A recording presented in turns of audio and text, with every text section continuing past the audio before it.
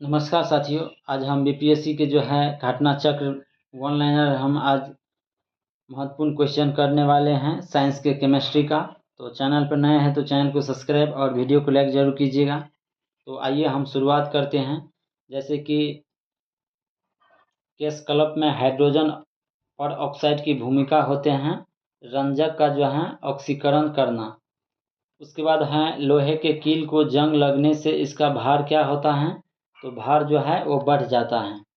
उसके बाद है साधारण नमक का रासायनिक नाम क्या है, सोडियम क्लोराइड।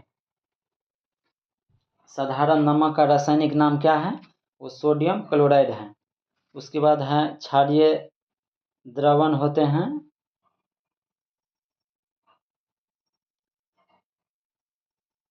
H3O+ बराबर जो है 10⁻⁻12 m होते हैं। उसके बाद है NH3 जो है एक प्रकार के पदार्थ हैं, मंदक क्षार हैं।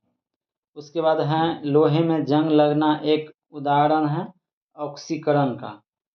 लोहे में जो है जंग लगना एक उदाहरण है ऑक्सीकरण का।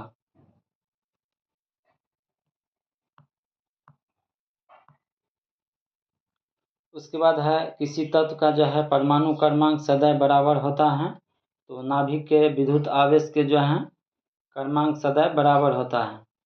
उसके बाद है संयुक्त अवस्था में उपस्थित धातु कहलाते हैं खनिज। क्या कहलाते हैं, संयुक्त अवस्था में उपस्थित धातु क्या कहलाते हैं, वो खनिज कहलाते हैं।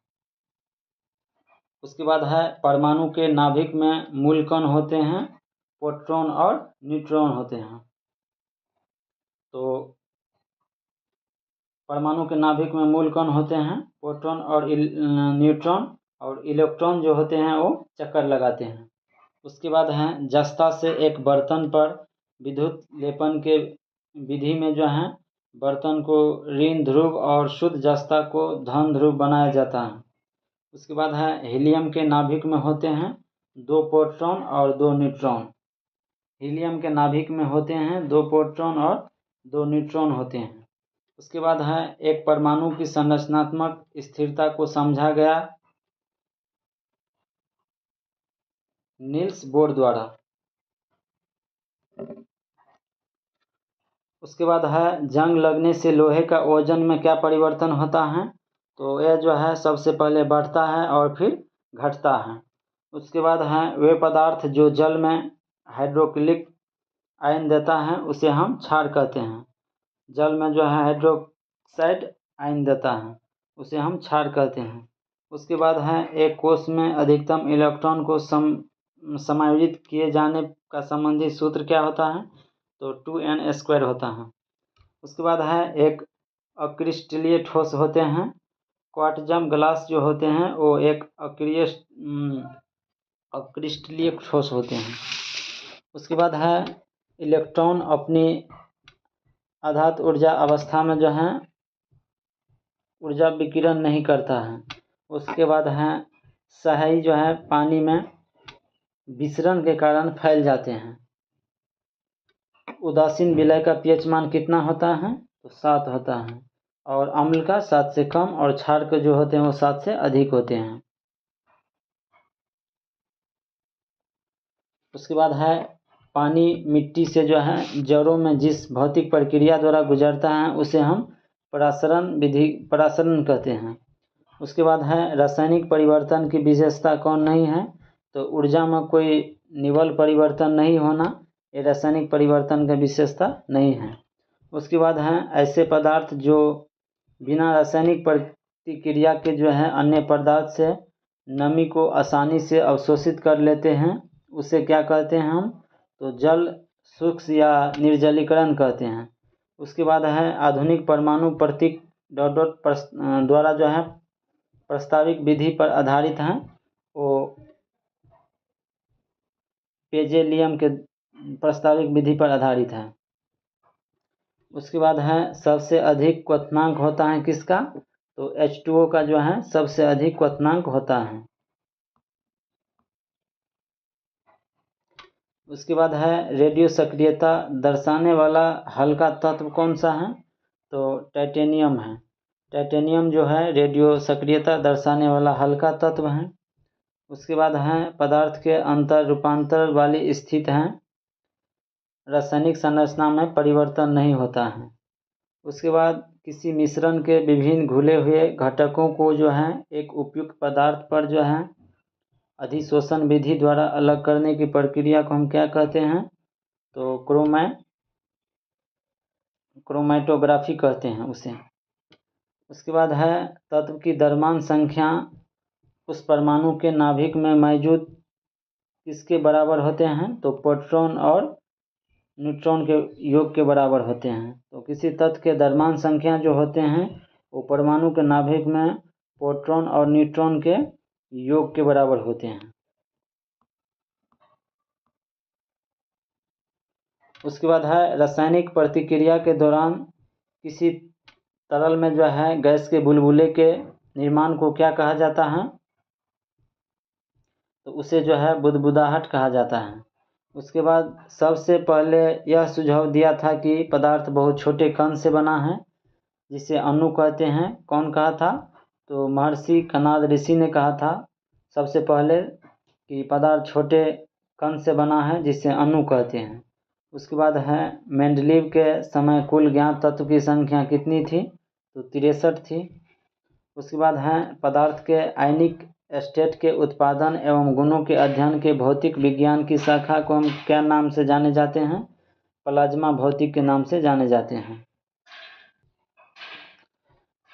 उसके बाद है पानी का पीएच मान कितना होता है? तो 7 होता है। उदासीन होते हैं जिसका पीएच मान 7 होता है, और 7 से अधिक जिसका होगा वो क्षारीय हो जाएगा, और 7 से कम जिसका होगा वो अम्लीय हो जाएगा। उसके बाद है जब रिएक्टेंट की शुरुआती जो है सांद्रता दोगुनी हो जाती है तो जो है शून्य क्रम रिएक्टर का अर्ध जीवन काल जो है दोगुने हो जाते हैं। उसके बाद है एक आयनिक यौगिक में यूनिट सेल होता है, जिसमें क्यूब के जो है कोनों पर ए आयन होते हैं और क्यूब के जो है फलकों के केंद्रों पर बी आयन होते हैं, और यौगिक के जो है मूलानुपाती सूत्र होते हैं AB3। उसके बाद है रासायनिक विज्ञान के अनुसार भौतिक परिवर्तन का एक उदाहरण है, जैसे कि पानी का उबलना एक भौतिक परिवर्तन है।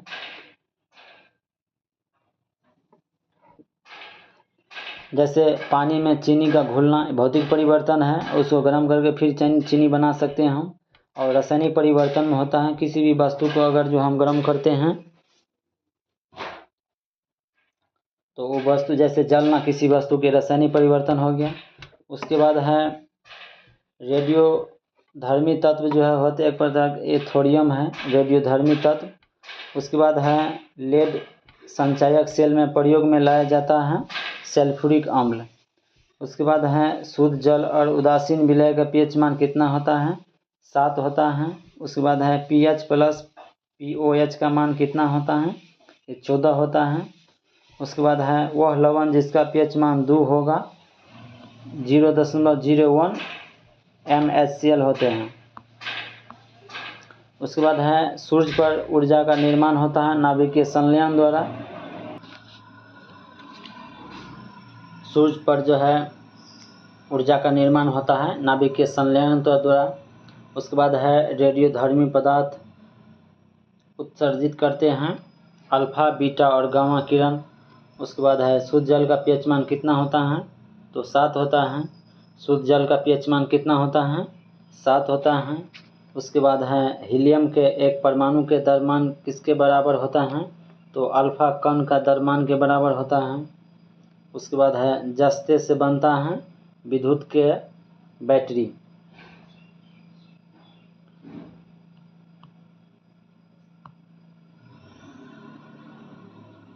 उसके बाद है एक पायस का उदाहरण कौन सा नहीं है? तो दही जो है एक पायस का उदाहरण नहीं है। उसके बाद कोलॉइड कण के जो है आकार की सीमा कितना होता है? तो 10 के पावर 9 m से जो है 10 के पावर 6 m तक होते हैं, जो 1 नैनोमीटर से जो है 100 नैनोमीटर के मध्य के बीच होते हैं। उसके बाद है गैस से जो है तरल या ठोस अवस्था में परिवर्तन की प्रक्रिया को हम क्या कहते हैं? तो संघनन कहते हैं। गैस से तरल या ठोस अवस्था में परिवर्तन की प्रक्रिया को संघनन कहते हैं। और जब जो है एक ठोस से सीधे गैस में परिवर्तन को हम ऊर्ध्वपातन कहते हैं।